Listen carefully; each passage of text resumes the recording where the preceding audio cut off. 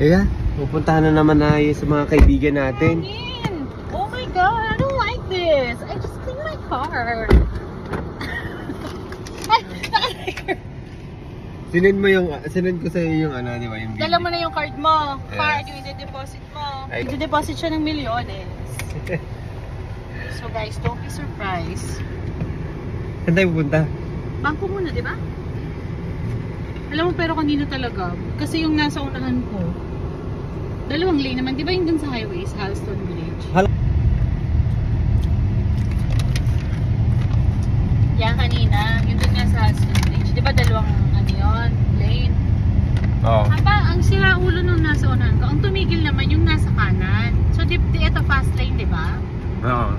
At syempre, tuloy-tuloy ka lang. Bakit ka titigil? Nag-hazard naman yung kabila. Nakiusyoso yun, maliit na sasakyan sa unahan, may kasunod na truck, tapos ako. Ikaw?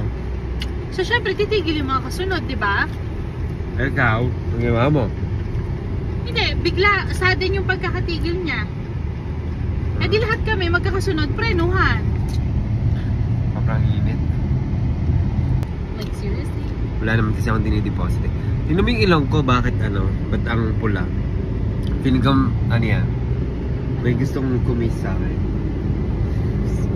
Sa mga nakalalaman mo yung mga kasablan kasi nadadala mo sa mga ano. Iharap mo na lang sa'yo, wag sa akin. Ako na naman ang ano mo. Hi, Papa Jesus, Mama Mary. I'm so sorry. Grabe yung ilong ko. Ayoko magka-ganito. Nagbabalat ang ilong. Bakit?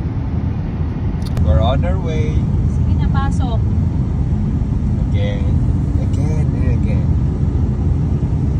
Diba grabe yung overtime? So maraming overtime sa atin, no?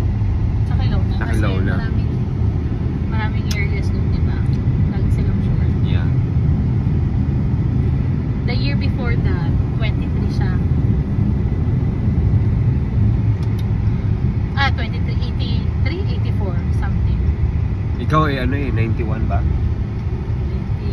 92. 92. Diba? Grabe yung income ng friend ko, 92,000. Saan napunta? Wala man natira. Pinakita ka ba? Ay marami